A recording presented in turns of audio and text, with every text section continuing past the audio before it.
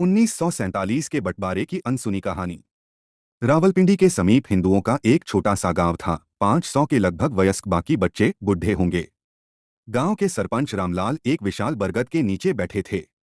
तभी मोहन भागता हुआ आया। बोला, सरपंच जी, सरपंच जी। सरपंच जी ने कहा, क्या हुआ मोहन? सरपंच जी, मुझे पता लगा है, यहाँ से 8 कोस दूर हिंदुओं ने अपना गांव खाली करना शुरू कर दिया है। सिख भाई भी उनके साथ अमृतसर जाने की तैयारी कर रहे हैं।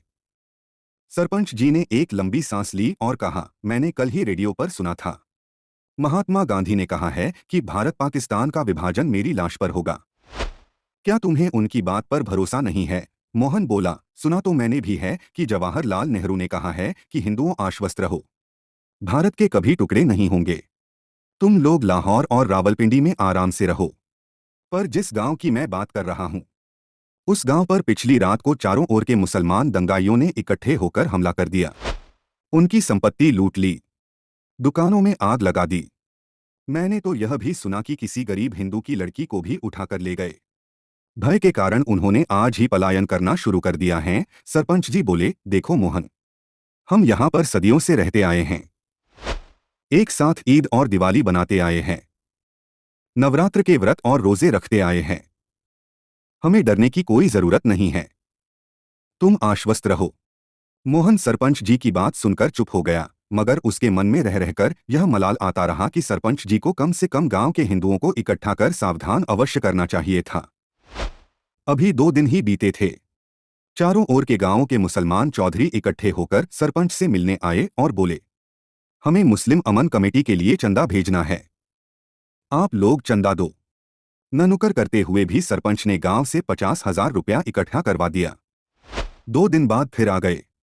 बोले कि और दो। सरपंच ने कहा कि अभी तो दिया था। बोले कि कम पड़ गया और दो।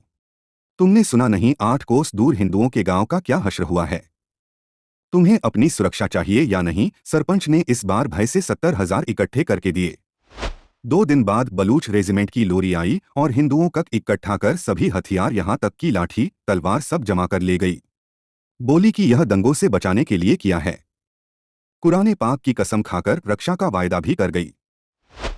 9वें दिन गांव को मुसलमान दंगाइयों ने घेर लिया। सरपंच को अचरज हुआ जब उसने देखा कि जो हथियार बलूच रेजिमेंट उनके गांव से जब्त कर ले गई थी, वही हथियार उन दंगाइयों के हाथ में हैं। दंगाइयों ने घरों में आग लगा दी, संपत्ति लूट ली, अनेकों को मौत के घाट उतार दिया गया। हिंदुओं की माताओं और बहनों की उन्हीं की आंखों के सामने बेइज्जती की गई। सैकड़ों हिंदू औरतों का जुलूस निकाला गया। हिंदू पुरुष मन ही मन में यही विनती कर रहे थे कि ऐसा देखने से पहले उन्हें मौत क्यों न आ गई। पर बेचारे क्या करते? गांव के कुछ बचे लोग अंधेरे का लाभ उठाकर खेतों में भागकर छुप गए। न जाने कैसे वह रात बिताई।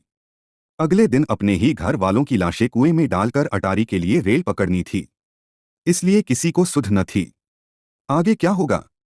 कैसे जिएंगे? कहाँ रहेंगे? यह कहानी कोई एक घर की नहीं थी। यह तो लाहौर, डेरा गाजी खां, झेलम, सियालकोट, कोहाट, मुल्तान, हर जगह एक ही कहानी थी। कहानी क्या, साक्षात नर पिशाचों का नंगा नाच था। मनुष्य मनुष्य नहीं रहा। स्त्रियां बच्चों को साथ लेकर इज्जत बचाने के लिए कुओं में कूद पड़ी। उनको बाद में उससे बचाया गया। पूजा के एक स्थान में 50 स्त्रियों को इकट्ठा करके उनके घर के लोगों ने उनको मार दिया। एक स्थान में 370 स्त्रियों और बच्चों ने अपने को आग को भेंट कर दिया है। यह संदर्भ आचार्य कृपलानी, श्यामजी पराशर, पाकिस्तान का विश्व वृक्ष पुस्तक में लिखते हैं।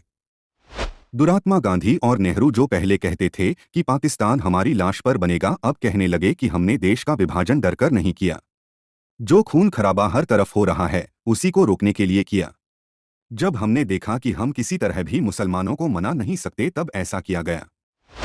देश को तो 1942 में ही आज़ाद हो जाना था। अंग्रेजों ने देश छोड़ने से पहले मुस्लिम लीग को आगे कर दिया।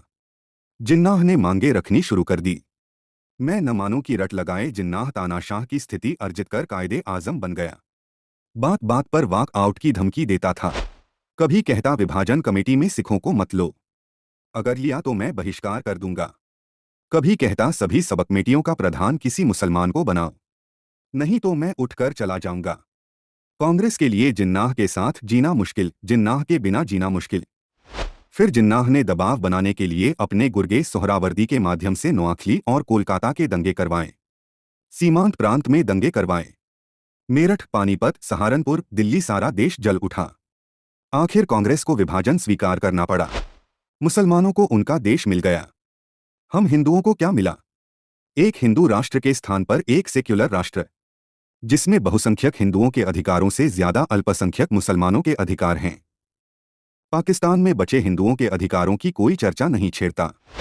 उसी कांग्रेस का 1947 में विस्थापित एक प्रधानमंत्री कहता था कि देश के संसाधनों पर उन्हीं अल्पसंख्यक मुसलमानों का अधिकार है।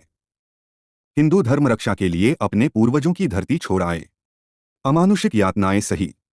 चित्तौड़ के जौहर के समान ललनाओं की जिंदा चिताएं जली।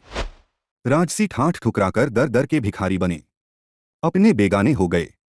यह सब जिन्नाह की जिद के चलते हुआ और आज मेरे देश के कुछ राजनेता यह कहते हैं कि जिन्नाह महान था, वह अंग्रेजों से लड़ा था।